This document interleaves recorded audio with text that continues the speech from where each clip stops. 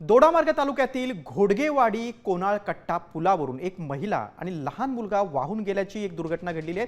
तिलारी धरणातून पाणी सोडल्यामुळे या पुलावर पाणी आलं आणि या पाण्याचा अंदाज न आल्याने हे दोघेही जण वाहून गेलेले आहेत।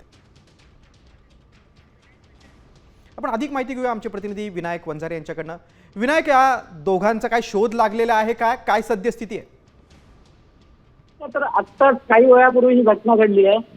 खरं म्हणजे आज दोडामार्गमध्ये पाऊस झाला होता मुसळधार। त्यानंतर तिलारी धरण आहे हे याच्यातून पाणी सोडण्यात आलं होतं आणि या पाण्याचा जो फ्लो होता तो मोठा होता आणि त्याचा अंदाज या पहिल्या त्याच्यासोबत एक मुलगा होता आणि ते पुलावरून जात असताना कोणा कट्टा या पुलावरून जात होते आणि यावेळेला पाण्याचा अंदाज न आल्याने दोघंही वाहून गेले। त्या ठिकाणी काही युवक होते, त्यांनी हा व्हिडिओ त्यांच्या कॅमेऱ्यात काढला, त्यामुळे ही घटना समोर आली।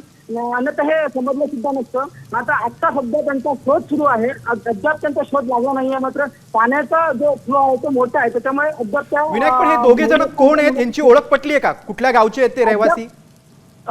ते दोडामार्ग मधीलच रहिवासी आहेत, कोणाकट्टा येतील असं समजतंय। मात्र पोलीस सध्या शोध घेतात, तिथले स्थानिक रहिवासी आहेत ते त्यांचा शोध घेतात। नक्कीच विनायक, तुम्ही सविस्तर माहिती दिलीत त्याबद्दल धन्यवाद। पूल ओलांडताना मुलासह ही महिला वाहून गेलेली आहे, त्यांचा सध्या शोध सुरू आहे।